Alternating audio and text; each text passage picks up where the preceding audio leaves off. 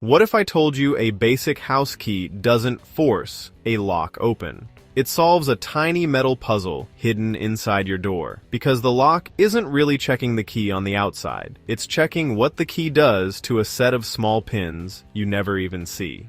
Welcome to the smart side.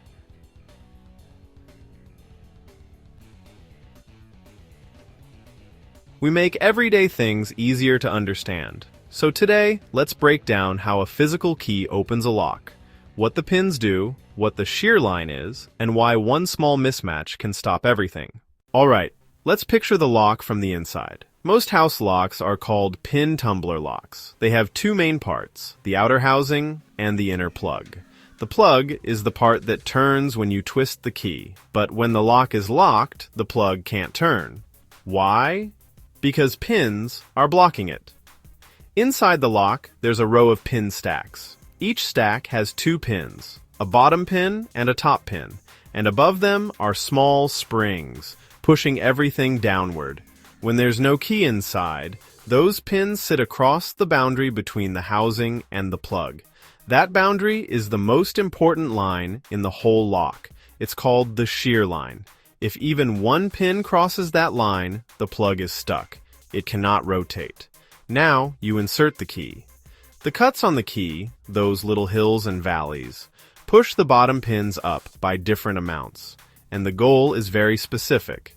When the key is fully in, the split between the bottom pin and the top pin lines up exactly with the shear line for every single pin stack. So now, the top pins are fully in the housing, the bottom pins are fully in the plug, and nothing is blocking the plug anymore. That's the moment the lock accepts the key. Then you twist the key, the plug rotates, and that rotation moves the mechanism that pulls the bolt back. So a key doesn't open a lock with strength. It opens it with precision. Now here's why the wrong key fails. If even one cut is slightly off, one pin sits too high or too low. That means part of that pin stack still crosses the shear line. So when you try to turn the key, the plug hits that pin, and it feels like it catches. No turn, no unlock. And this is also why old keys can start acting weird. Keys wear down over time. The edges get smoother, and once the pins aren't lifting to the exact right heights, the lock becomes picky. Sometimes it works, sometimes it doesn't. Now, one more detail that's pretty clever. Many locks use different pin lengths, and sometimes special-shaped pins, to make that perfect alignment harder to fake. Because if someone can set those pins without the real key, they can turn the plug.